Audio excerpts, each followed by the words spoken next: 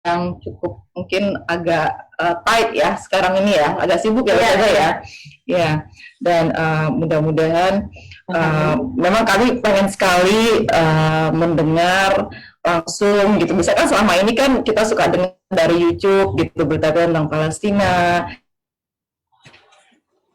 tentang sejarahnya dan lain sebagainya. Nah sekarang ini kita pengen orang yang terlibat langsung, jadi kita pengen tahu nih gimana nih tentang Palestina dari awal sejarahnya mungkin. Jadi kita mau bagi 2 sesi untuk Palestina ini ya Ustazah ya.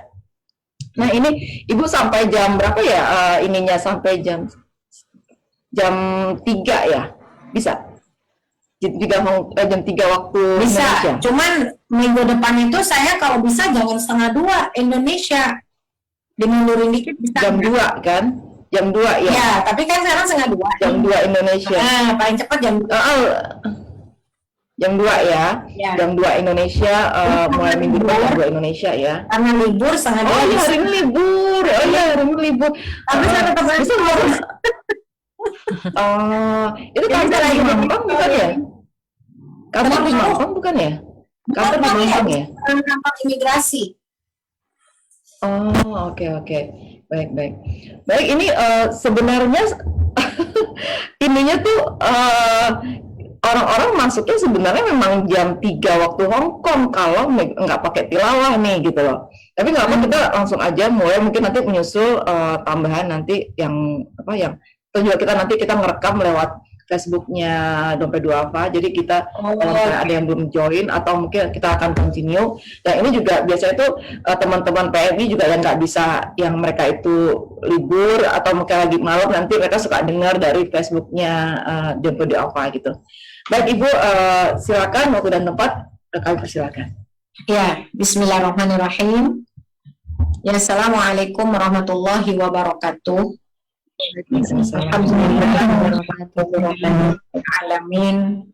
Alhamdulillahilladzi hadana li hadza wa ma kunna linahtadiya laula an hadanallah.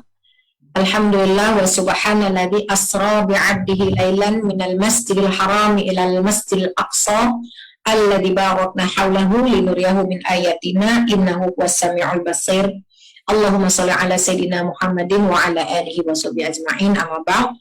Yang saya hormati, saya sayangi Ibu Media ya, alhamdulillah sudah lama tidak berjumpa ya dengan teman-teman muslimah di Hong Kong ya, yang hari ini alhamdulillah saya senang mendapatkan, kalau tadi Bu Meg bilang mendapatkan kehormatan, apalagi saya ya sangat mendapatkan kehormatan bertemu dengan para pejuang yang mungkin tidak mudah ya untuk tinggal di sebuah negara yang minoritasnya muslim gitu.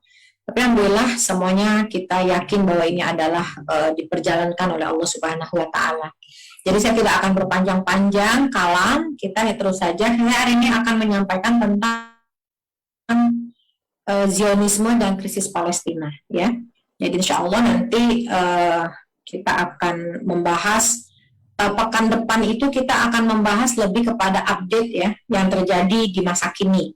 Nah, hari ini saya akan membahas tentang lebih kepada sejarah dan munculnya krisis di Palestina ini, penyebabnya adalah apa gitu.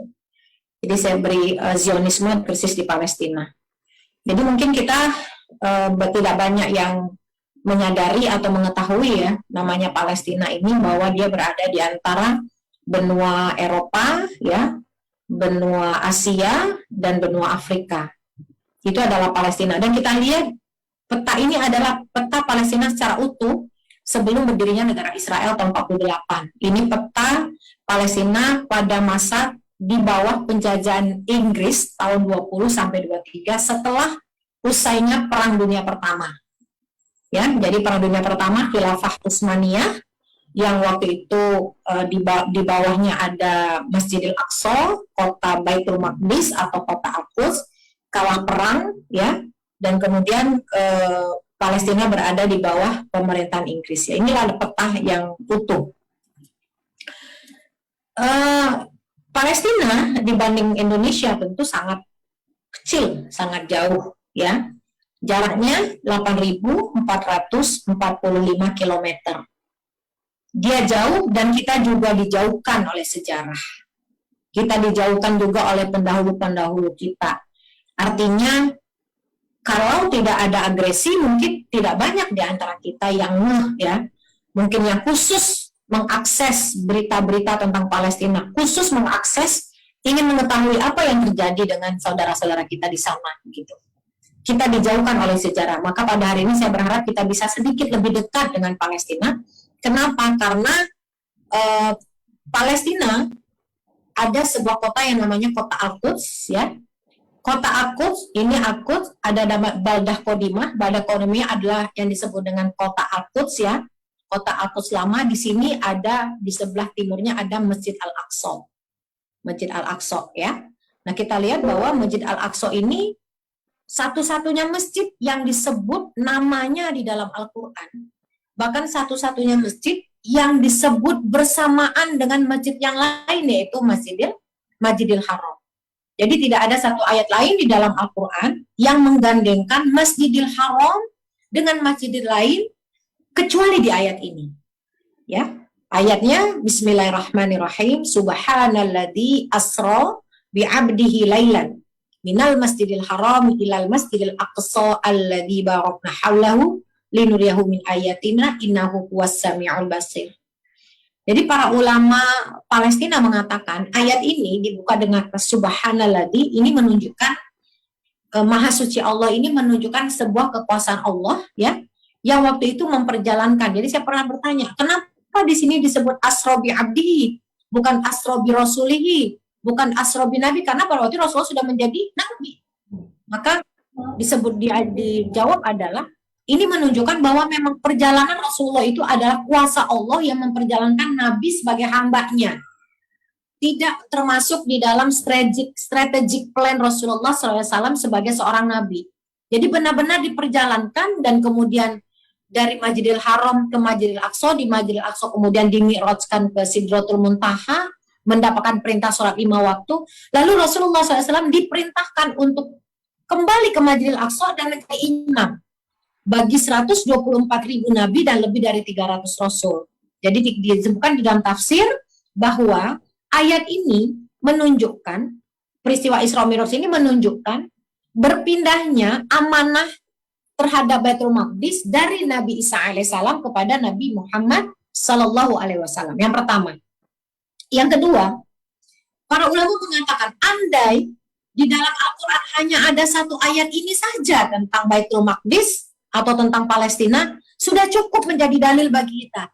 Tapi ternyata teman-teman, di dalam Al-Quran ada 19 ayat bercerita tentang Baitul Maqdis. Ayat ini, kemudian ayat-ayat yang berbunyi misalnya, yang berkata tentang Al-Ardu allati barokna fiha lil alamin, ya disebut Al-Ardul Mubarakah, atau tersebut misalnya juga surat Watini Wazzaitun, itu juga tentang Baitul Maqdis, ya. Dan semua ayat ini semuanya adalah ayat-ayat Makkiyah yang turun sebelum Rasulullah SAW hijrah dari Mekah ke Madinah, dan para ulama tidak berbeda pendapat bahwa ayat-ayat Makkiyah berbicara tentang akidah. Jadi berbicara tentang Palestina, kita berbicara tentang akidah. Ya, nah ini kita didekatkan Masjidil Haram. Jadi barang siapa yang peduli kepada Masjidil Haram, hendaklah dia peduli juga dengan Masjidil Aqsa. Apalagi ditambah lagi dengan hadis-hadis Rasulullah Sallallahu Alaihi Wasallam. Apa kata Rasulullah Sallallahu Alaihi Wasallam? Masjidil Aqsa adalah kiblat pertama umat Islam. Ini ada juga di dalam surah Al-Baqarah ayat 144. Masjidil Aqsa adalah masjid kedua yang dibangun setelah Masjidil Haram. Jaraknya berapa lama? 40 tahun. Dan para ulama sependapat 40 tahun itu Masjidil Haram dan Masjidil Aqsa diletakkan asasnya oleh Nabi yang sama. Siapa? Nabi Adam alaihissalam. Ya. Kemudian dia juga menjadi satu dari yang disebut dengan syaddur rihal. Apa itu syaddur rihal? Dalam hadis Rasulullah mengatakan, la tusyaddur rihal illa thalathati masajid. Masjidil Haram, Masjidil Hadza, wa Masjidil Aqsa. Tidak diperintahkan bagi kalian untuk benar-benar berusaha mengunjungi suatu tempat kecuali ketiga masjid ini. Apa itu? Masjidil Haram, Masjid Nabawi, dan Masjidil Aqsa, ya. Dan banyak ayat-ayat yang lain. Nah, ini Masjidil Aqsa. Masjidil Aqsa itu bukan hanya yang berwarna kuning saja. bukan hanya berwarna abu-abu saja, tapi Masjidil Aqsa adalah komplek masjid yang luasnya 14,4 hektar persegi. Di dalamnya setidaknya ada 4 bangunan yang kita tidak boleh tidak tahu. Yang pertama adalah Masjid Jami' Al-Qibli, yang kedua Masjid Qubatus Sokhroh atau Dome of the Rock, yang ketiga yang kayaknya kosong itu adalah Musola Al-Marwani, letaknya di bawah tanah. Nah, yang keempat ini perlu kita catat.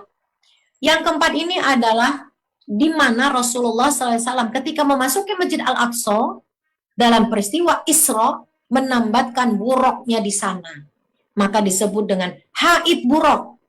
Tapi ketika Israel menyerang Masjidil Aqsa pada tahun 67, yang menyebabkan Masjidil Aqsa berada dikuasai oleh mereka, yang pertama kali dihancurkan mana? Ini.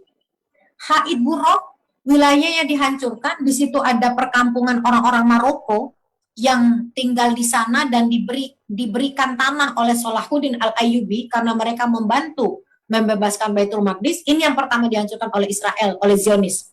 Dihancurkan, kampungnya dibakar, orangnya dibunuh, dan tempat ini diblok untuk orang-orang Yahudi yang mereka sebut dengan tembok ratapan. Nah, kita tidak boleh menyebutnya tembok ratapan. Kenapa? Kalau kita menyebutnya tembok ratapan, berarti kita menyukseskan program Yahudisasi di mana orang-orang Zionis Israel mengganti nama-nama pintu, nama-nama tembok dengan nama-nama Ibrani. Jadi kita tetap menyebutnya tembok buruk, haid buruk. Ya, nah ini knowledge yang sangat mendasar yang harus kita beritahukan, kita ajarkan kepada anak-anak dan siapapun yang berada di sekitar kita. Ya, nah kapan sih ada Zionisme ini? Jadi sebenarnya Zionisme ini awalnya adalah sebuah ideologi yang pertama kali diperkenalkan oleh seorang Yahudi yang bernama Nathan Birnbaum tahun 85. Lalu tahun 1896, 11 tahun kemudian, ide ini disambut dengan sebuah narasi luar biasa oleh seorang Yahudi bernama Theodor Herzl. Dia membuat sebuah buku yang judulnya Die Judenstaat, negara Yahudi. Ya. Tahun 1896, 1 tahun kemudian, luar biasa ya bagaimana ideologi kemudian menjadi narasi dengan buku. 1 tahun kemudian terjadilah Kongres Zionis pertama di Basel. Dan pada kongres inilah Theodor Herzl menjadi tokoh Zionis pertama, pimpinan Zionisme pertama di dunia. Dan pada kongres ini pula akhirnya mereka merancang bendera yang kita kenal dengan bendera Daud. Ya, ada bendera bintang Daud. Nah ini. Jadi tahun 1885. Jadi sebenarnya sejak 1897 ini, sejak adanya kongres ini, apa beda Zionisme sama Yahudi? Yahudi itu agama. Kalau Zionisme itu adalah paham nasionalisme yang menginginkan hanya ada satu kota, satu negara, di dalamnya tidak boleh ada orang lain kecuali orang Yahudi. Ya, dan sekarang mereka menuju, dulu ada 3 negara yang mereka sasar. Uganda, Argentina, sama Palestina. Tapi akhirnya mereka menyasar kepada Palestina karena apa? Salah satunya karena letaknya yang strategis. Dan jangan lupa karena di dalamnya ada Masjid Al-Aqsa. Ya, oke, sebentar kita lanjutkan. Nah, inilah Theodor Herzl ya. Jadi dia membuat sebuah buku yang judulnya Der Judenstaat, ya. Staat itu artinya negara ya. Juden itu Yahudi. Versuch einen modernen Lösung der Judenfrage, ya. Pencarian sebuah mencari solusi yang modern terhadap permasalahan orang-orang Yahudi, kira-kira begitu. Kenapa saya tahu? Karena saya dulu S1-nya bahasa Jerman ya, jadi saya tahu lah gitu. Modern Lösung der Judenfrage. Mencari solusi terhadap sebuah solusi modern ya sebagai jawaban dari pertanyaan masalah-masalah orang Yahudi, dan dia membuat Der Judenstaat. Nah ini, jadi gagasan tentang gerakan Zionisme adalah suatu gerakan politik untuk mendirikan sebuah negara Yahudi di Palestina yang mulai memperagakan konsepnya tahun 1896. Ditulis oleh seorang tokoh Yahudi yang dipandang sebagai bapak Zionisme, Theodor Herzl.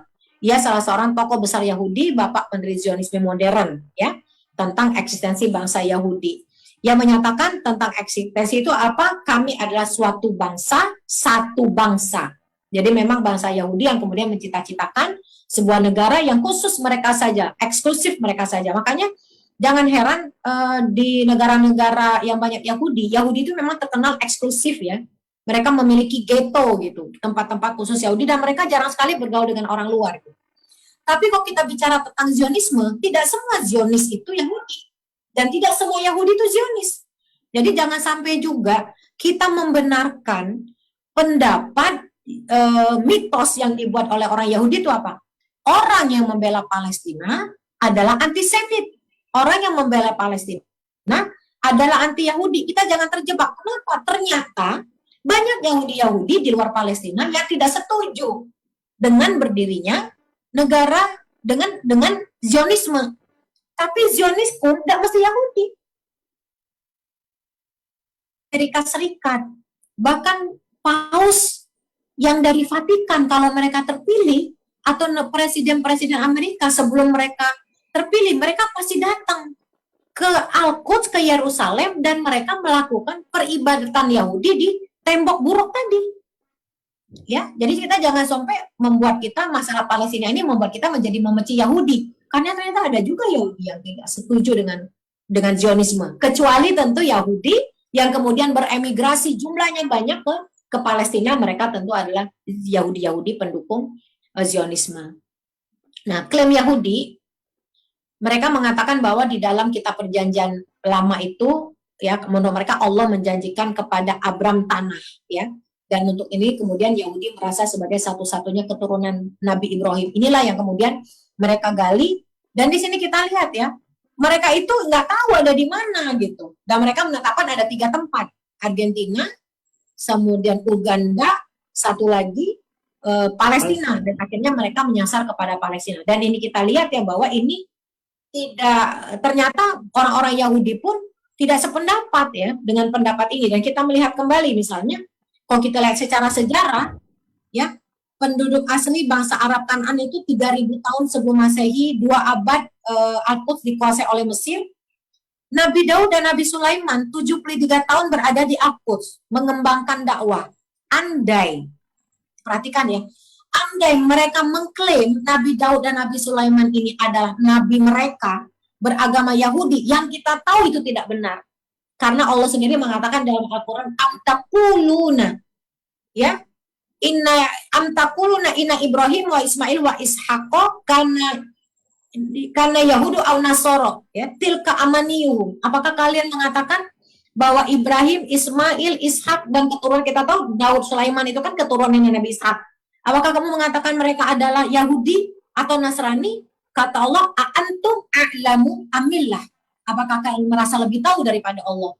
Bahkan Allah mengatakan, ya tilka amaniyuhum, itu hanya angan-angan mereka saja. Kita tahu bahwa tidak ada satu nabi pun sejak Nabi Ibrahim alaihissalam kepada Nabi Muhammad SAW yang beragama lain. Mereka semua adalah penganut agama tauhid. Mereka adalah muslim, walakin kana hanifan muslimah, kata Allah. Ya, dan sejak awal Nabi Daud dan Nabi Sulaiman tidak pernah membangun satu rumah ibadah selain ya mengembangkan rumah ibadah di situ, yaitu masjid, ya, Masjid Al-Aqsa, sampai kemudian di masa khilafah Turki Utsmaniyah menjadi punya Kubah dan sebagainya. 49 tahun dikuasai Babilonia, 2 abad dikuasai Persia, 470 tahun dikuasai Yunani, 670 tahun dikuasai Romawi. Dan pada periode pertengahan kita lihat, andai kita mau menghitung saja 471 ditambah 46 ditambah 680 tahun ini adalah Islam, maka kita lihat jaraknya juga sangat berbeda ya, lamanya juga sangat berbeda begitu. Jadi kalau kita mau menganggap 73 tahun itu adalah masanya Yahudi ya. Ya, ini terpatahkan. Apalagi di sini ada buku namanya Digging Jericho. Ya, ternyata Digging Jericho ini yang ditulis oleh Catherine M. Kenyon di London, dan dia adalah bukan seorang muslim. Dia mengatakan dari penggalian sejarah di Jericho tidak terbukti adanya peninggalan Yahudi sebelum abad ke-13 sebelum Masehi. Ya, jadi kita lihat ini adalah sebuah kedustaan ya yang dilakukan oleh orang Yahudi, dan ini disangkal oleh orang-orang Yahudi yang lain ya, yang mengatakan bahwa Palestina itu adalah tanah yang dijanjikan begitu. Nah, ini sudah ya tadi. Nah, kita lihat bagaimana kata Theodor Herzl ya. Di Basel saya mendirikan negara Yahudi, yaitu ketika konvensi Zionisme pertama ya. Barangkali dalam waktu 5 tahun, dalam 50 tahun orang niscaya akan menyaksikannya. Jadi tahun 1897. Sekarang tahun 2021. Tahun 1948 berdiri negara Yahudi. Ternyata mereka hanya butuh waktu 51 tahun ya. Iya kan? 51 tahun. Atau 53 tahun, Nis. Saya kalau ngitung-ngitungnya susah juga nih. 48 dikurang.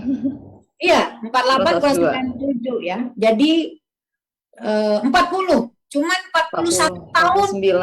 49 ya. Mereka membutuhkan waktu untuk membangun harapan mereka mendirikan negara Yahudi. Ya. Jadi kita lihat bagaimana mereka ini sangat terencana. Ya. Nah, kita lihat gerakan Zionisme ini mulai mendapatkan momentumnya berkat bantuan donasi tanpa batas ya dari yang disebut di sini namanya pendiri dinasti Rothschild, Mayer Amschel Rothschild ya, pendiri dinasti Rothschild, keluarga Yahudi paling kaya di dunia. Lalu dari kalangan politisi Eropa yang kita tahu pada Perang Dunia Pertama menjadi menang ya, menjadi sekutu yang menang dan kemudian bisa mengalahkan Khilafah Utsmani. Inilah nama-nama orang-orang yang sangat mendukung gerakan Zionisme dan kemudian kita lihat nanti ada terjadi perjanjian-perjanjian politik yang sangat merugikan bagi bangsa Palestina. Ya, Lloyd George, Arthur Balfour, ya Herbert Said Botham ini nanti akan muncul di slides berikutnya. Yang kita tahu bahwa dia dimulai dari sebuah narasi, kemudian muncul dalam sebuah gerakan, lalu mendapat dukungan dari Taipan Yahudi, lalu mendapat dukungan politik. Nah, kita lihat bahwa inilah cara kita untuk mengembalikan Al-Aqsa ke tangan umat Islam. Dia harus ada gerakan bersama, dia harus mendapatkan donasi, dan dia harus mendapatkan dukungan politik. Nah, kita dukungan politik ini masih sangat jauh, ya. Nah, kita lihat di sini teman-teman berikutnya. Nah, kita lihat ketika Turki terbelit hutang karena kalah di Perang Dunia Pertama, Theodor Herzl mendatangi Sultan Abdul Hamid untuk meminta sebagian tanah Palestina. Tadi kayaknya tadi saya lupa share share sound komputernya, ya.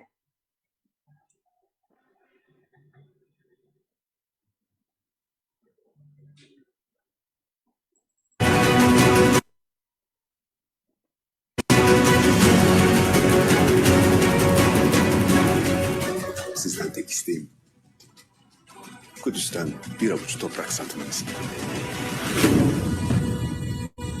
Ben bir karış dahi olsa toprak satmam. Zira bu vatan bana değil, milletime aittir. Milletim bu toprakları kanlarıyla mahsuldar kıldılar.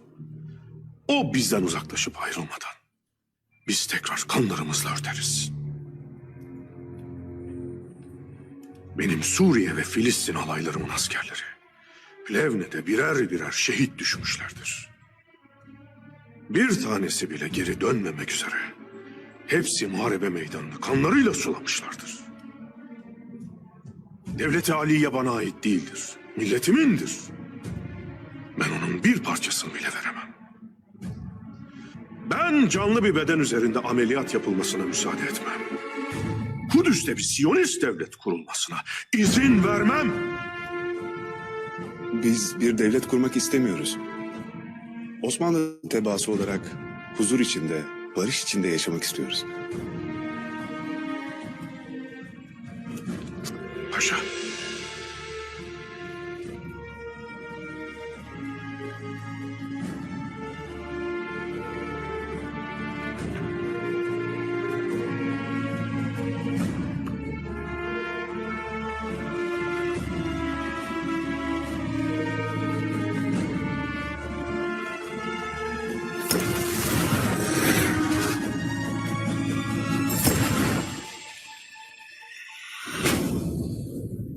Ortadaki Davut yıldızı Peki alttaki ve üstteki mavi çizgi? Sadece bir işaret. Hiçbir manası yok. Manasını unuttuysanız hatırlatayım Bay Herzl. Nil ve Fırat arası. Siz bu bayrağı çizerek emelinizin arz-ı mevut olduğunu ilan ettiniz. Nil ile Fırat arasında bir Siyonist devlet kurmak istediğinizi haykırdınız. İşte ben de haykırıyorum. Ben yaşadığım sürece böyle bir devlet kurulmayacak. Buna mani olacağım. Yıkıl!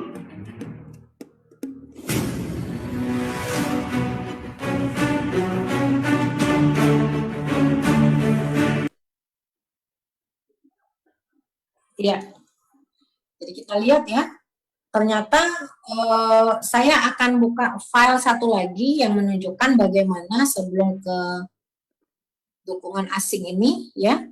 Nah, ini ada dokumen bahwa salah satu yang dilakukan oleh orang-orang Yahudi untuk mendirikan Zionis ya, untuk mendirikan negara Israel itu, mereka membuat komunitas-komunitas. Yang pertama, mereka ada yang disebut dengan Jewish National Fund Organization, organisasi dana nasional Yahudi, didirikan 1901. Tadi Dada Herzl meninggal tahun berapa? 1904. Jadi awalnya organisasi ini bertujuan membeli dan mengembangkan tanah di Palestina untuk pemukiman Yahudi. Dan perlu kita catat, sejak 1901 sampai sekarang 2021, pemukiman khusus Yahudi itu terus dibangun di Palestina. Dengan cara apa? Dengan mengusir orang-orang Palestina, bahkan menghancurkan rumah-rumah mereka, menghancurkan kebun-kebun zaitun mereka, dan itu terus terjadi sampai sekarang. Nanti update-nya minggu depan saya sampaikan ya. Lalu kedua juga, ya, mereka membuat slogan tanamlah pohon di tanah yang dijanjikan, ya, yaitu membeli tanah. Kemudian American Jewish Joint Distribution Committee didirikan 1914 setelah pecahnya Perang Dunia Pertama. Dan kita lihat donasi-donasi ini sangat keras ya, sangat kuat, dan mereka membuat slogan bantulah Yahudi yang membutuhkan, dan mereka menyusun program bantuan dan rehabilitas atau recovery ya di seluruh wilayah dan ditopang oleh pemerintah Amerika Serikat. Lalu tahun 22 nih, PEF Israel Endowment Funds, dana abadi Israel ini juga mengumpulkan dana sumbangan untuk orang Yahudi di Palestina. Lalu tahun 25 ada United Jewish Call Organization, didirikan tahun 25. Ya. Nah, ini terus terjadi, dan kita lihat ya bahwa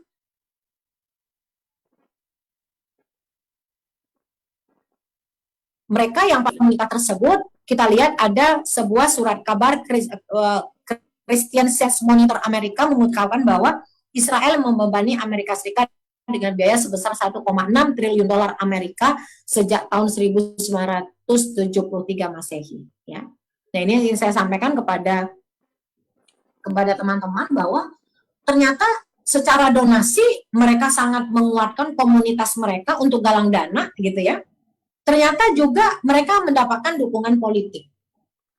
Ya. Nah, misalnya pada tahun 1916 ini terjadi perjanjian Sykes-Picot. Perjanjian Sykes-Picot ini waktu itu masih berada di Inggris. Palestina dibagi menjadi 3 wilayah.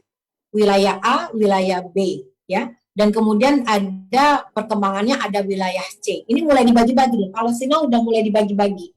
Kita lihat ini adalah upaya untuk memecah, melemahkan Palestina dengan membagi-bagi. Misalnya A ini adalah negara apa, Palestina adalah yang independen tapi di bawah pengaruh. Ya Allah, habis lagi ininya baterainya, sebentar.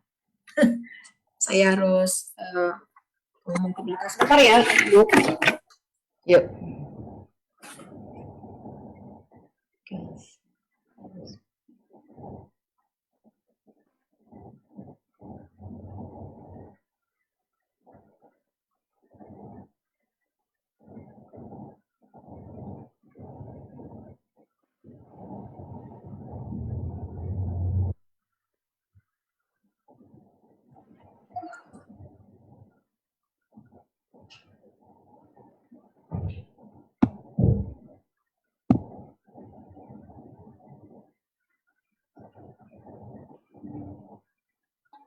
turun ke lantai satu dulu ngambil.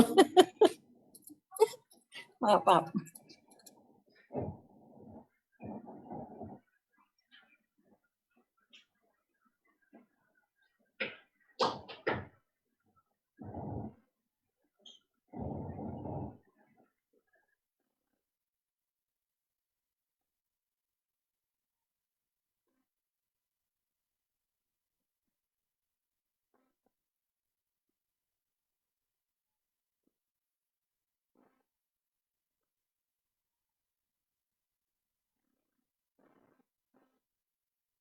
Nah, lanjutkan kembali. Ya, ini tahun 1916, saya tidak akan membahas banyak. Artinya mulai dari tahun 1916 ini mulai terjadi pembagian kue-kue Palestina ya kepada negara-negara yang saat itu sedang menguasai. Yang paling menyakitkan pada tahun 1917 pada bulan November ada yang disebut dengan Deklarasi Balfour. Deklarasi Balfour adalah Menteri Luar Negeri Inggris Arthur Balfour memberikan tanah ya Palestina kepada taipan Yahudi di Eropa yang namanya Lord Walter Rothschild ya. Kita lihat ini deklarasi terdiri 119 kata dan di sini disebutkan bahwa mereka memberikan tanah Palestina dan inilah mulainya masuknya ya para imigran Yahudi dari berbagai belahan dunia, terutama dari Eropa Timur dan Eropa Barat. Dan mereka mulai memasuki menempati wilayah-wilayah Palestina dan mulai terjadi pengusiran-pengusiran ya terhadap penduduk Palestina. Ini pada tahun nanti ada filmnya Deklarasi Balfour. Tadi tahun 1917. Tahun 1920 mulai Zionis mulai mendirikan Haganah. Haganah adalah gerakan bawah tanah Yahudi. Gerakan bawah tanah Yahudi. Ya. Yang nama resminya Irgun Haganah Hafri ya. Haganah bisa salah satu pilar organisasi parameter Yahudi di wilayah Palestina saat masih menjadi wilayah mandat. Tujuannya apa? Tujuannya adalah mengusir kaum muslim di Palestina dan menempatkan orang Yahudi di bumi para nabi tersebut ya. Jadi Haganah inilah yang kemudian mulai melakukan penyerangan-penyerangan sporadis ya, membunuh, mengusir rakyat Palestina di atas tanah mereka sendiri. Kemudian tahun 47, ini kemudian terjadi mulai ada perang Arab ya, perlawanan-perlawanan mulai terjadi nih. Bahkan pada tahun 38 pun ya Indonesia sudah masuk ke dalam komite untuk pembebasan Masjid Al-Aqsa. Nah tahun 47 PBB mengeluarkan resolusi 181 yang disebut dengan UN Partition Plan. Kita lihat di sini 55% Palestina diberikan kepada Zionis. 45% ya 44% ya, bukan 44% diberikan kepada bangsa Palestina. Sementara 1% lain yaitu di kota Yerusalem atau Al-Quds atau kota Al-Quds berada di bawah kontrol masyarakat internasional. Tahun 47. Di awal 48 ini mulai terjadi pengeboman di kota Al-Quds, yang mulai terjadi penyerangan, pengusiran, itu tambah banyak. Kemudian 19 Mei 48 negara Israel dideklarasikan setelah adanya mobilisasi orang-orang Yahudi. Jadi inilah urutan yang secara global ya, secara garis besarnya saya sampaikan karena untuk membahas rigid banget juga waktunya juga tidak cukup dan mungkin ibu-ibu juga tidak betah gitu ya karena memang dia sangat rigid. Tapi inilah lebih kurang benang merah yang kita lihat jadinya kondisi yang menimpa saudara-saudara kita di Palestina. Nah, terjadi 14 Mei 48 ya. Apa yang terjadi? Tidak sampai 24 jam ya. Tentara Zionis, para Zionis Israel, mereka menyebutnya Israel karena negaranya sudah berdiri, menyerang kota Yerusalem atau Al-Quds. Mengakibatkan ya 15.000 mati syahid. Jadi kita mulai mengenal Palestina ini sebenarnya upaya untuk ethnic cleansing. Nggak boleh ada selain orang Yahudi di sana ya. 15.000 mati syahid, lebih dari 800.000 mengungsi. Kemana? Ada yang ke tepi barat, ada yang membentuk jalur Gaza, ada yang ke negara sekitar mereka. Yordania, Libanon, Syria, Turki, Yaman, Mesir, ya. Kemudian 531 desa dihancurkan. 73 kasus pembantaian tercatat. 84% wilayah Al-Quds berada di bawah penjajahan. Tapi pada waktu itu Masjidil Aqsa belum dikuasai. Kenapa? Karena Masjidil Aqsa letaknya di Al-Quds Timur. Sedangkan yang waktu tahun 48 ini mereka menguasai Al-Quds Barat. Ya. Nah, kemudian 78% udah mulai dikuasai oleh orang Israel, oleh Zionis Israel. Sehingga 22% tanah Palestina itu yang tinggal dimiliki oleh orang-orang Palestina, ya. Nah, ini. Kemudian berikutnya tahun 48, tanggal 7 Juni 1967, kalau tadi tahun 48 disebut perang Nakbah, ya. Bukan perang sih sebenarnya itu ya, tragedi ya, karena kalau perang itu kan dua-duanya seimbang kekuatannya. Ini tragedi. Tahun 67 terjadi lagi tragedi kedua Naksa, dan ini lebih lagi karena kota Al-Quds Timur yang di dalamnya ada Masjid Al-Aqsa dikuasai oleh Israel, dikuasai oleh Zionis. Jadi pada tahun 48 teman-teman kita, saudara kita di Palestina itu menyesali apa? Menyesali mereka keluar dari kota Al-Quds sehingga pada tahun 67 Masjid Al-Aqsa bisa dikuasai oleh orang-orang Zionis, ya, tahun 67. Kalau 48 namanya Nakbah, tahun 67 namanya Naksah. Nah, ini. Ya, lalu dikatakan orang sekarang percaya perdamaian, ya, bahkan salah satu yang sangat tidak disukai oleh saudara kita di Palestina adalah mereka harus menyerahkan wilayah mereka. Jadi sekarang di tepi barat itu dibagi menjadi 3 wilayah. Nah, jadi saya adalah itu memberikan bantuan. Nanti kalau minggu depan kita kupas lagi, ya, memberikan bantuan itu kepada seluruh wilayah Palestina, di kota Al-Quds atau Yerusalem, di tepi barat yang akan kita bahas, di wilayah 48. Wilayah 48 ini ada wilayah pendudukan Israel yang resmi menjadi milik Israel. Lalu di Gaza, lalu di pengungsian. Nah, di tepi barat kita lihat dibagi menjadi 3. Area A 18% tepi barat, ya, di bawah kontrol militer otoritas Palestina, hanya 18%. Kemudian area B, ya, 22% dari tepi barat ini bercampur. Palestina dan orang-orang Israel bercampur menjadi satu. Dan yang paling besar 60% itu di tepi barat itu menjadi wilayah resminya Israel. Dan saudara-saudara kita yang tinggal di tepi barat ini, di wilayah ABC, mereka bebas bergaul dengan yang lain. Sehingga yang kita khawatirkan di tepi barat itu apa? Terjadinya kontaminasi akidah. Dan air itu sudah dikuasai, bahkan dialihkan hanya kepada pemukim-pemukim Israel. Jadi Adara kemarin memberi bantuan bikin wakaf sumur, itu harganya satu sumur bisa 350 juta rupiah. Kalau di Gaza itu 135, ya. Kenapa? Karena memang infrastruktur dasar ini sudah diberikan kepada wilayah-wilayah yang khusus pemukiman Israel, ya. Nah, inilah kondisi Palestina sekarang. Jadi pada tahun 20-an, ya, masih berada di bawah, baru ketika masih berada sebelum di Perang Dunia Pertama itu masih 100%.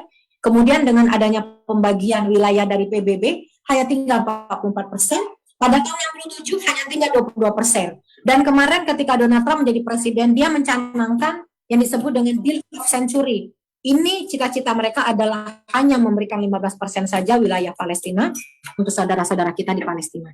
Nah, ini jadi ingat ya tadi teman-teman, pertama bantuan dana, kedua bantuan lobby politik. Ya, jadi ini yang harus kita perhatikan. Nah, ini ya, maka solusi 2 negara itu adil apa enggak gitu. Jadi pada Camp David 73 Mesir menjadi negara Arab pertama yang berkhianat. Kenapa? Ya, kata Anwar Sadat, kami akan dukung Israel asal Semenanjung Sinai dikembalikan kepada kami. Karena pada tahun 67, Semenanjung Sinai yang milik Mesir itu jatuh ke tangan Israel. Maka pada Camp David 1973, salah satu perjanjiannya apa? Kami mengakui Israel, tetapi Semenanjung Sinai kembalikan kepada kami. Dan inilah yang kemudian memunculkan kemarahan saudara-saudara kita di Palestina. Ya. Lalu pada tahun 1993, Palestina juga mengakui negara Israel dengan tokohnya adalah Yasser Arafat yang juga menimbulkan kecewaan bangsa Palestina. Ibaratnya begini, kita punya rumah, ya, rumah kita diambil gitu, dan itu jelas-jelas rumah kita diusir, kita diambil, lalu ternyata saudara kita, kerabat kita bilang, ya udah, itu rumah itu memang rumah mereka gitu. Padahal dia tahu rumah itu adalah milik rumah kita. Itu kira-kira penjajahan yang dilakukan oleh orang-orang Israel di atas tanah Palestina. Kemudian 2017 Trump mengumumkan Amerika Serikat mengakui Yerusalem sebagai ibu kota Israel. Ya. Kemudian 2018 Amerika Serikat membuka kedutaan besar di Yerusalem. Kemudian UNRWA juga berhenti memberikan bantuan, ya. Amerika Serikat berhenti memberikan bantuan kepada PBB, kepada UNRWA, dan menutup kantor PLO. 2019 Trump juga mengakui dataran tinggi Golan sebagai wilayah Israel. Dan inilah lobby-lobby internasional yang membuat kondisi saudara-saudara kita dari Palestina semakin terpuruk. Inilah deal of century. Sebetulnya deal of century itu apa sih, ya? Nah, ketika Trump ingin melakukan deal of century, orang-orang di Palestina ingat bahwa ada resolusi dari PBB yang kepada mereka, memberikan hak kepada mereka yang disebut dengan right to return, hak untuk kembali, atau dalam bahasa Arabnya hakul audah, hak untuk kembali. Makanya mereka punya, saya tunjukin sebentar ya, ada di bawah ya. Saya tunjukin ada simbol kunci, itu sebenarnya simbol untuk menuntut mereka mendapatkan hak untuk kembali. Pada tahun 48, ya, mereka meninggalkan rumah mereka, membawa kunci rumah, membawa sertifikat rumah. Ya, orang-orang tua ini, dan mereka berharap mereka akan kembali. Maka pada tanggal 30 Maret 2018, orang-orang yang berada di perbatasan Palestina melakukan pawai aksi akbar yang disebut Great Return March, ya, yang dilawan oleh tentara Israel, oleh sniper Israel dengan melakukan tembakan-tembakan kepada mereka. Bahkan 87% orang yang ditembak di Great Return March oleh sniper itu disasar di tungkai bagian bawah, ya. Itu sudah terbukti 87%, dan ini merupakan upaya Zionis untuk menampilkan Palestina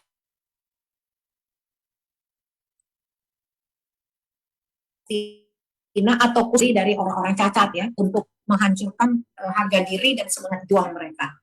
Nah, Great Return March terjadi setiap hari Jumat, tapi ketika pandemi berhenti, ya. Ketika pandemi berhenti.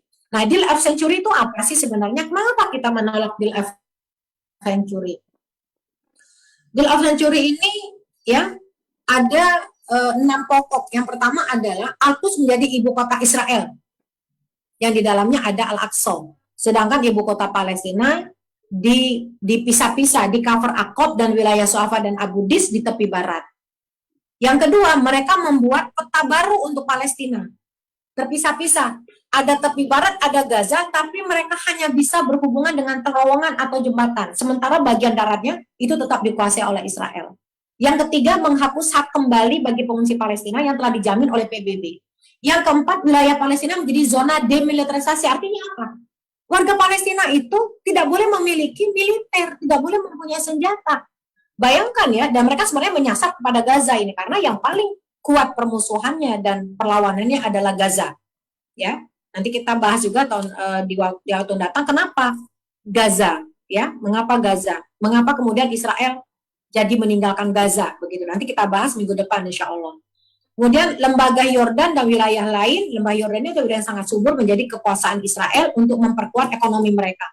Yang keenam, mereka mengatakan akan memberikan investasi dana lebih dari 50 miliar dolar selama 10 tahun untuk wilayah tepi barat, Yordan, Mesir, dan Lebanon. Nah, ini jumlah ini tidak sejalan, ya, dengan kejadian-kejadian atau serangan-serangan dilakukan Israel terus-menerus kepada Masjid Al-Aqsa dan wilayah-wilayah lain di Palestina.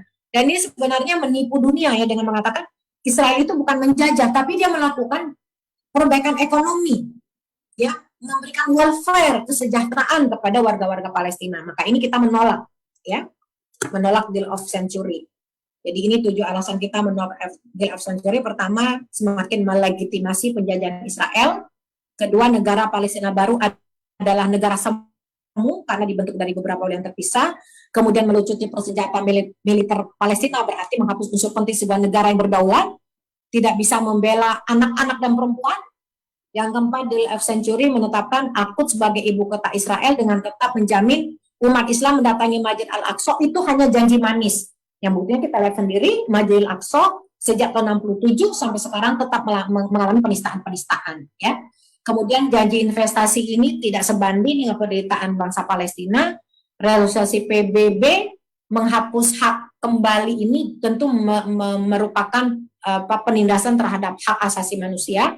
Kemudian daftar panjang kejahatan kemanusiaan Israel. Ya. Nah inilah yang kira-kira terjadi ya, di Palestina. Ya. Jadi kesimpulannya, apakah Palestina tidak ingin berdamai? Bukan, mereka hanya ingin hak dasar mereka sebagai manusia diakui, hak kembali mereka sebagaimana diakui.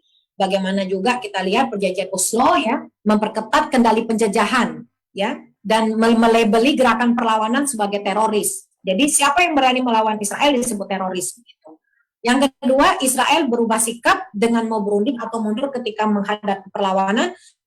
Namun perundingan itu digunakan untuk menciptakan kondisi yang keuntungan bangsa Israel. Termasuk tadi gencatan senjata ya. Setelah 11 hari serangan ke Gaza melakukan gencatan senjata dan semua orang melakukan misleading, kebanyakan orang. Apa itu misleading? Seolah-olah Palestina sudah merdeka gitu. Padahal itu gencatan senjata itu hanya sesaat. Ya, nanti kita akan melihat bukti-bukti bahwa ternyata Israel ketika melakukan gencatan senjata itu ternyata mereka tidak menghentikan kekejaman, kejahatan, tindakan apartheid, tindakan ethnic cleansing mereka terhadap orang Palestina, ya. Dan bias AS yang pro Israel itu sangat jelas tentu, ya. Jadi kita lihat bahwa seperti tadi ya, bahwa Israel mendapat dukungan yang kuat dari Amerika Serikat. Kemudian kita juga melihat bahwa Amerika Serikat juga menyerahkan tax ya, pajak dari warganya untuk membangun pemukiman ilegal di Palestina ya. Ini ada beberapa website yang kalau teman-teman kepengen lihat berita-berita tentang Palestina, ada di www Middle East Eye, ada di If Americans Knew, ada di Electronic Intifado, ada juga bisa melihat dari lokalnya Agara Relief Internasional ya. Nah ini saya ingin sedikit memberikan sebentar ya. Ya mungkin kalau ada yang mau ditanyakan dulu sambil saya melihat yang lain. Baik, jazakallah khair Ustazah atas penjelasannya yang cukup rinci ya, yang mudah-mudahan mulai yang bagi kita yang belum terlalu tahu banyak jadi lumayan tahu historinya Palestina sampai diambil alih oleh Zionis Israel ini. Baik, kita buka dengan sesi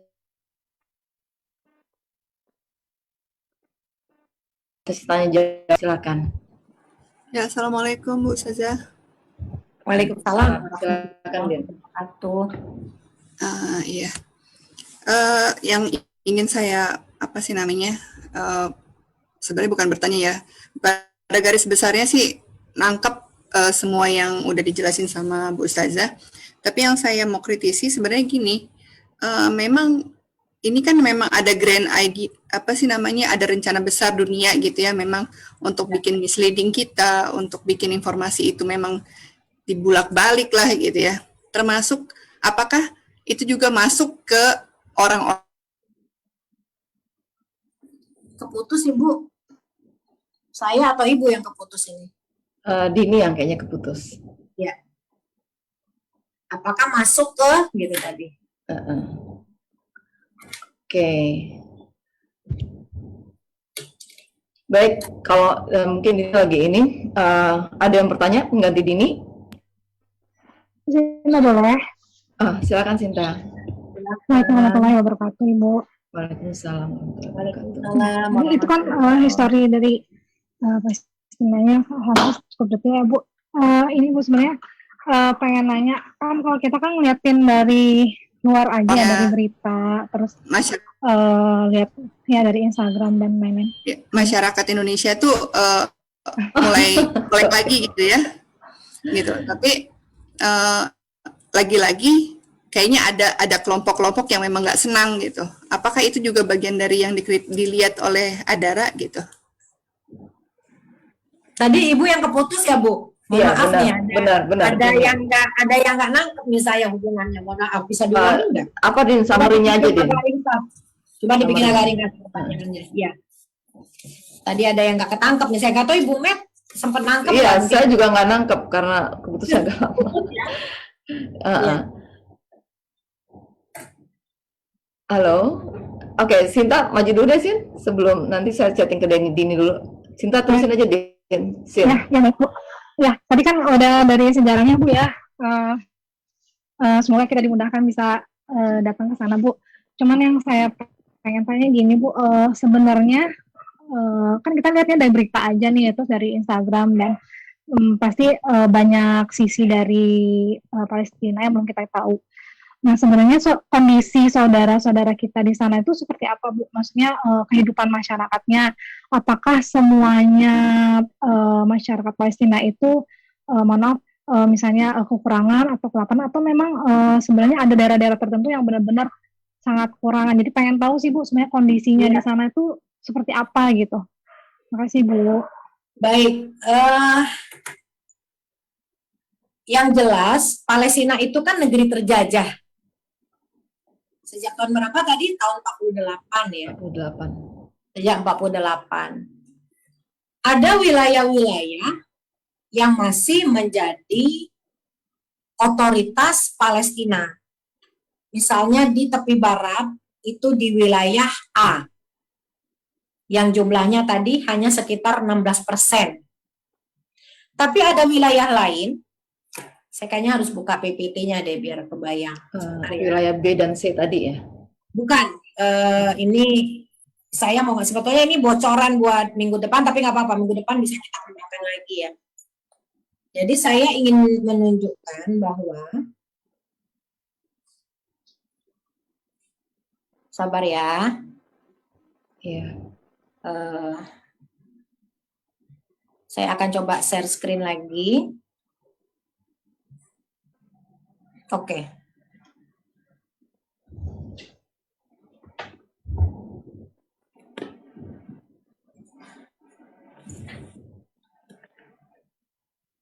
Ya.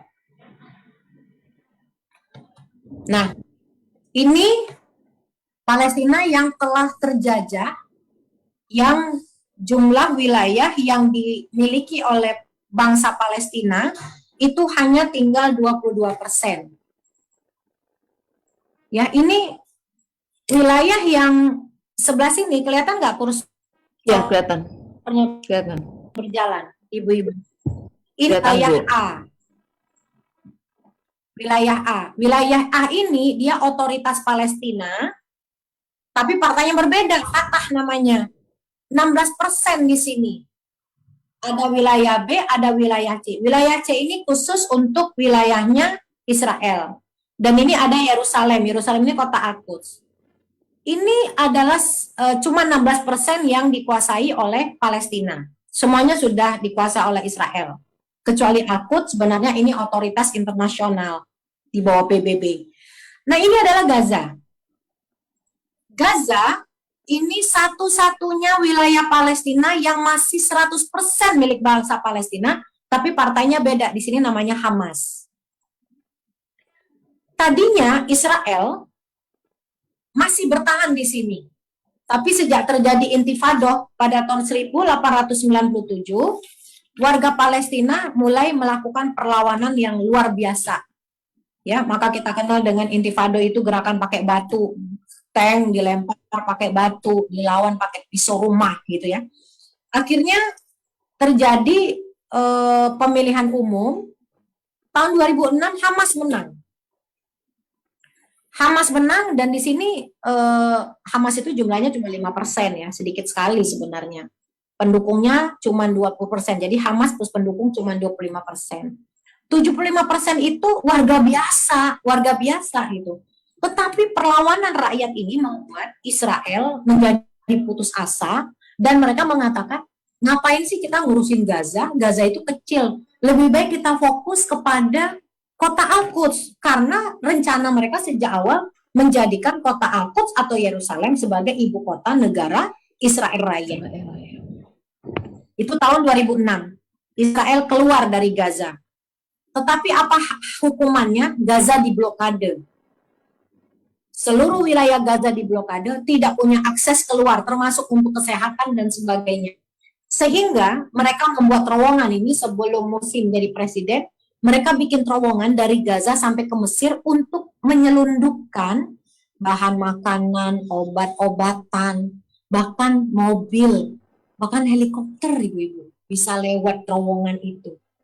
Lalu Mursi menang, terowongan dibuka, baru 2 tahun Mursi, terjadi kudeta, terowongan itu diledakkan oleh Asisi.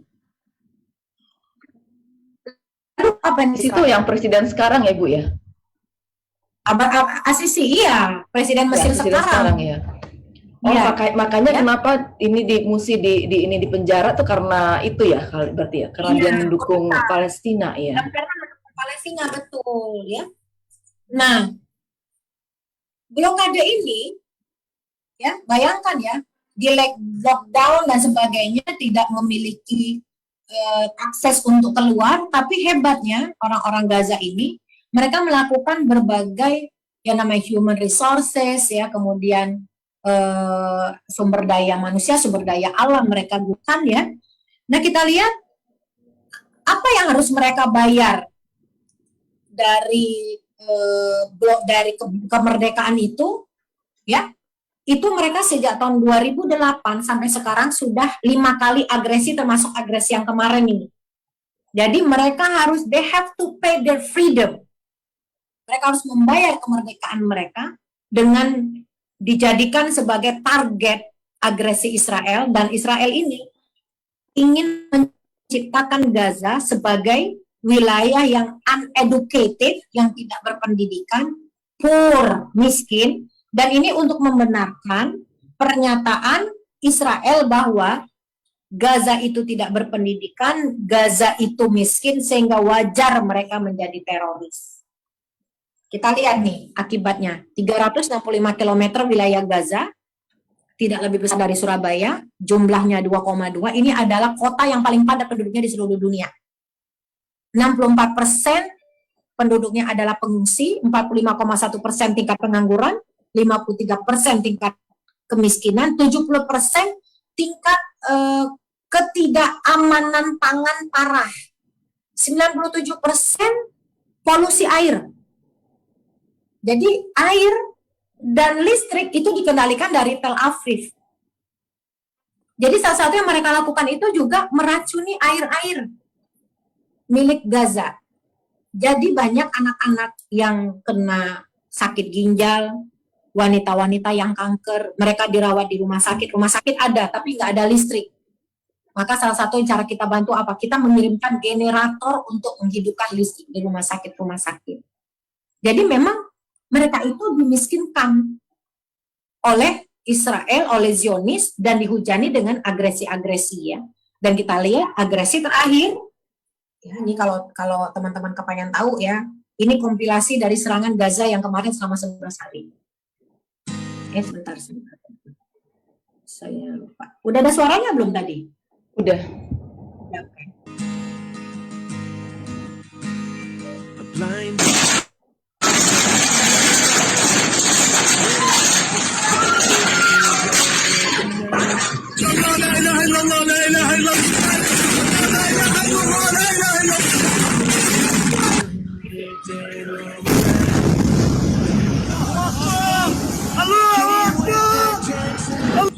انفجارات ضخمة تهز مدينة خان يونس من جديد.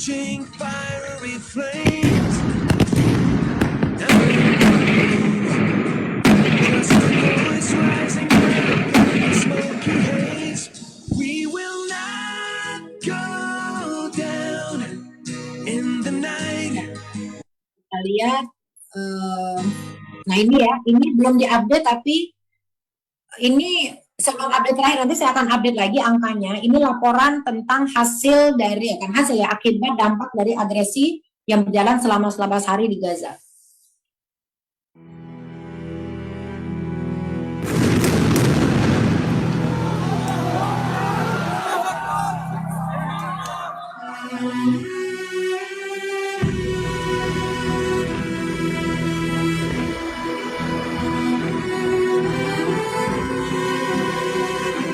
Ini update-nya 2000 serangan udara ya. Tadi 1.600 ada 2000 serangan udara.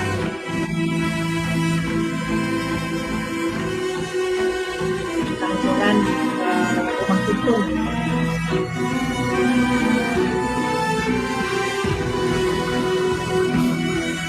Harganya sekitar 300 juta US dollar.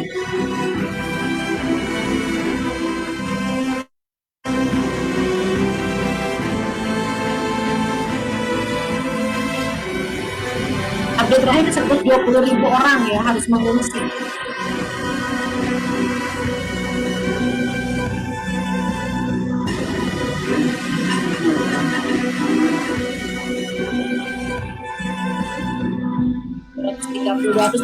Terakhir pertanyaan anak-anak.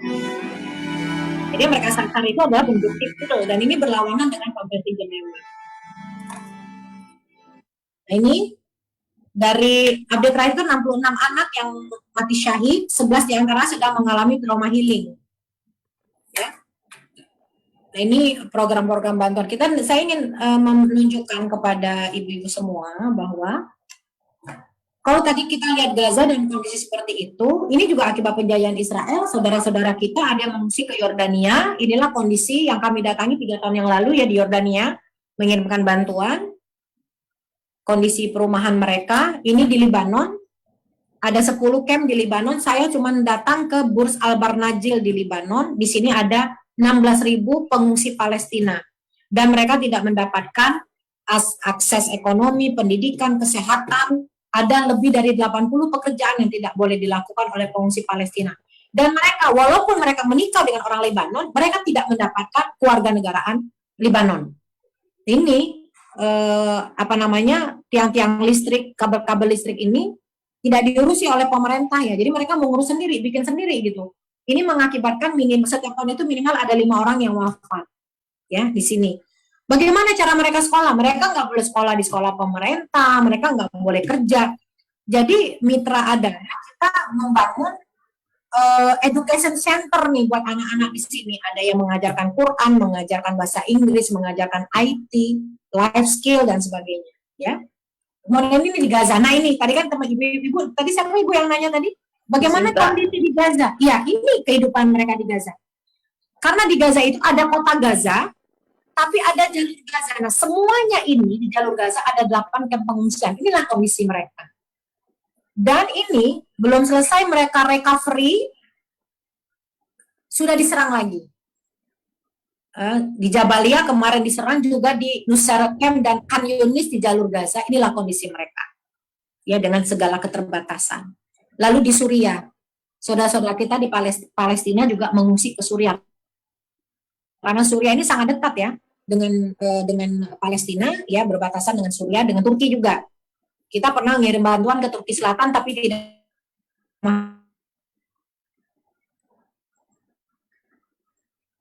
Suriah karena untuk Suriah dibilangnya bantu teroris begitu. Ini sangat berat buat kita gitu. Nah inilah yang terjadi. Ya, ibu-ibu, insya Allah.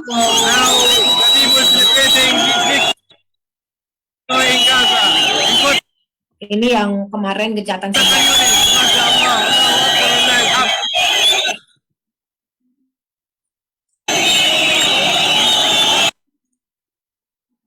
Baik, sebetulnya kalau kita bicara Palestina, saya ingin mengatakan bahwa kita berbicara secara utuh. Minggu depan, insya Allah saya akan menunjukkan kondisi di Al-Quds seperti apa, ya. Tadi Gaza udah, nanti kondisi Al-Quds minggu depan, dan apa yang bisa kita lakukan buat saudara-saudara kita di Masjid Al-Aqsa. Jadi sebenarnya kalau kita bicara Palestina, membantu Palestina itu bukan cuma kita membantu orang miskin, karena orang Indonesia bilang di sini orang miskin juga banyak. Gak cuma bantu janda, di Indonesia juga banyak janda. Gak bantu rumah-rumah yang rusak aja, di rumah juga banyak rumah rusak, sekolah yang rusak. Tetapi membantu Palestina adalah membantu tegaknya sebuah bangsa yang mereka tahu mereka mewakili 1,5 miliar umat Islam untuk menjaga Masjid Al-Aqsa. Dan mereka ada di Al-Quds, mereka ada di tepi barat, mereka ada di wilayah 48, mereka ada di Gaza, dan mereka ada di pengungsian. Ini semuanya menjadi kewajiban kita untuk memperhatikan. Ya, Jazakumullah khairan katsiran. Ibu, saya mau nanya ya, masih bisa ya? Ya, Oke. Ya. Saya mau nanya nih, sebenarnya konflik Zionis Israel dengan Palestina itu kan tadi Ibu sudah bilang banyak sekali surat tentang Al-Quds ada 19 ayat ya di Al-Quran. Nah, apakah itu sebenarnya awalnya memang konflik agama? Karena kan pada dasarnya itu Zionis pengen balik itu karena mereka di perjanjian lama mereka the chosen people, habis itu ada mereka tanah yang dijanjikan. Nah, apakah itu memang konflik agama? Itu pertanyaan pertama saya. Yang kedua, kalau memang konflik agama, kenapa bangsa-bangsa di sekitar Palestina itu yang pas saat pengungsian itu kan tadi kan menderita banget ya daerah pengungsian itu gitu. Nah, kenapa mereka nggak bantu gitu loh? Apa sih behind it, ada apa gitu ininya? Behind it adalah justru negara-negara yang ada di sekitar Palestina ini justru sedang dibuat supaya mereka perang saudara. Kayak Syria, di Lebanon sekarang ada permusuhan, ada krisis yang luar biasa. Yordania juga seperti itu. Karena kita tahu dulu Palestina itu adalah bumi Syams yang dulu bergabung ada 4 negara yang ada sekarang.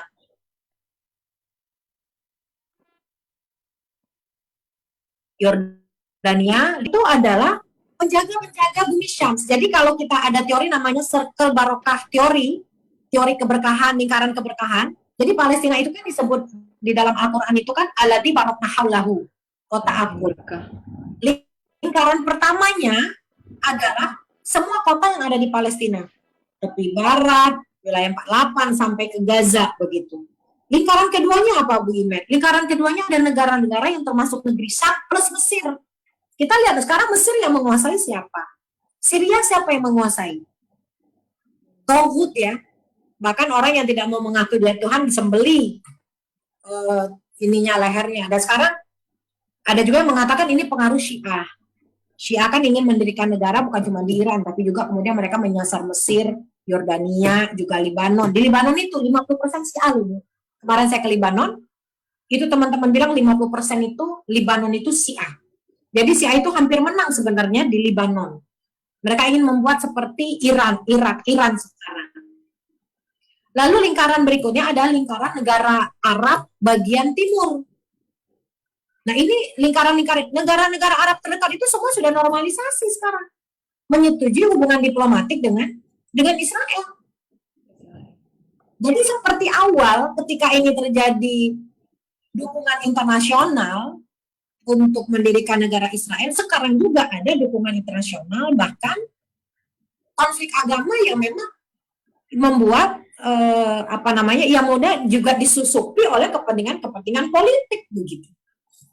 Jadi kalau dibilang konflik agama, ya awalnya konflik agama gitu. Karena yang mereka sasar adalah Masjid Al-Aqsa. Tapi kalau dibilang konflik politik, ya ditumpangi oleh politik. Nah, kalau saya sebagai organisasi kemanusiaan, kita sebagai orang awam, kita tidak melihat tataran politik, tapi kita melihat korban-korban yang berjatuhan, yang menjadi kewajiban kita.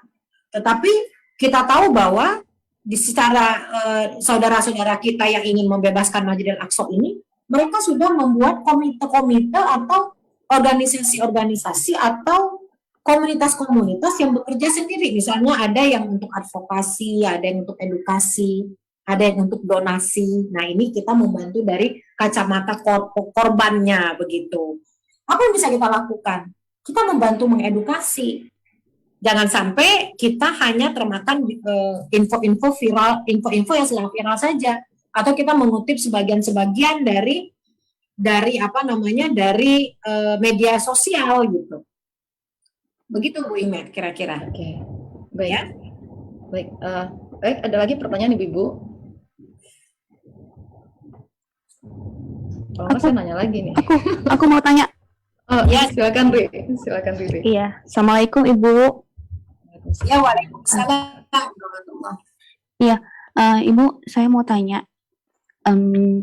Kita kan tahu keutamaan Bumi Syam itu selain dari ayat-ayat Al-Quran dan hadits, memang bagus banget ya. Tapi yang saya mau tanya itu, apakah ada relief dan NGO sejenis itu hanya akan terus begitu sepanjang masa sampai saatnya tiba Yahudi bisa dikalahkan sesuai dengan hadis yang menyebutkan kalau nanti kita akan mengalahkan mereka sampai mereka bersembunyi di balik batu dan kayu dan pohon korkot. Ya. Apakah tujuannya Adara tuh akan seperti itu terus, mengedukasi, sosialisasi ke masyarakat? Iya Bu. Jadi sampai sampai Palestina merdeka, insya Allah. Mungkin saya tidak menemukannya, tapi saya berharap generasi setelah saya akan menemukannya.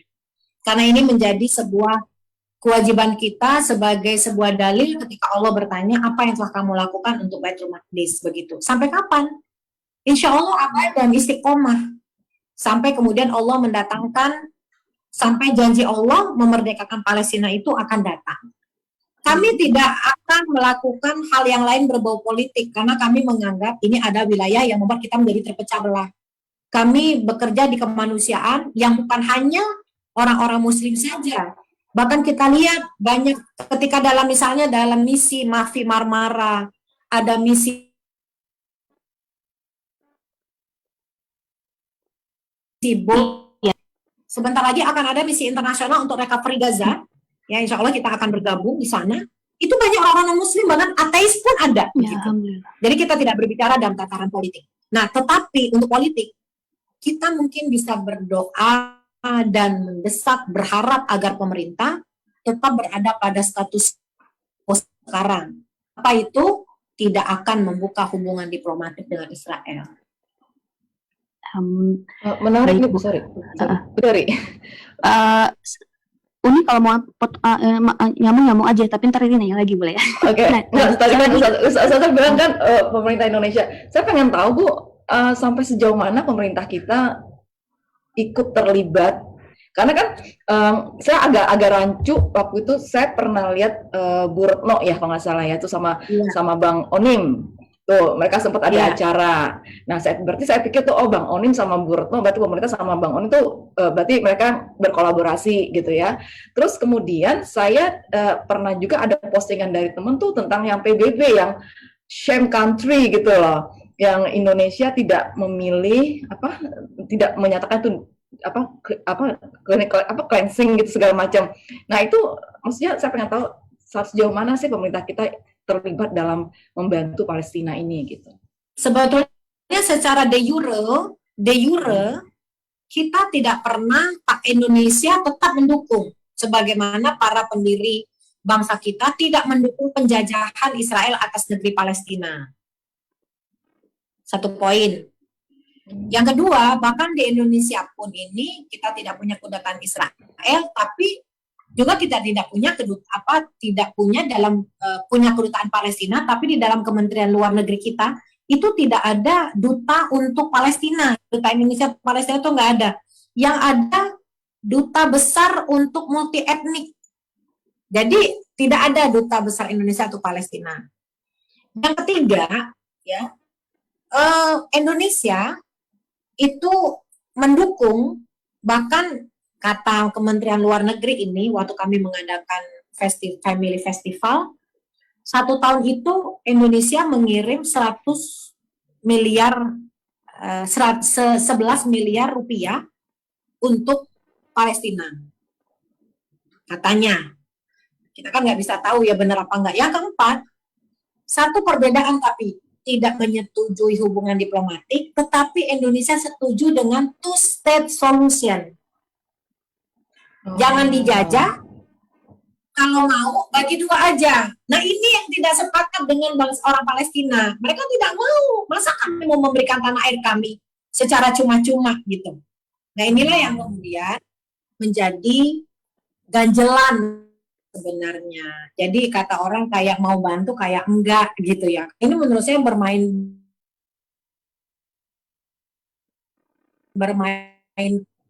mendukung one state country, nanti dikira mendukung partai tertentu di Palestina. Tapi kalau mendukung two state solution, orang-orang Palestina mengatakan kok Indonesia kayak nggak sepenuh hati bantu Palestina.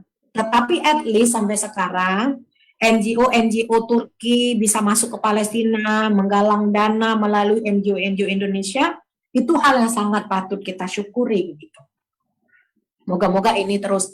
Dan sampai sekarang kan Indonesia kan masih bebas visa ya Bu. Jadi saudara-saudara kita NGO Turki itu bisa kemana-mana nih. Ke Muhammadiyah, ke NU, ke Laznas, ke NGO, ke humanitarian gitu ya. Masih bebas untuk bekerja sama. Menurut saya ini adalah sebuah hal yang strategis yang moga-moga tidak pernah dirubah lagi dari Indonesia begitu. Walaupun kita di Indonesia organisasi kita ini harus terus berbeda mengikuti legalitas dari pemerintah. Alhamdulillah ada organisasi terlarang, apalagi tidak punya identitas, kita punya identitas jelas, legal, dan insya Allah kita aman begitu. Itulah kondisi pemerintah Indonesia.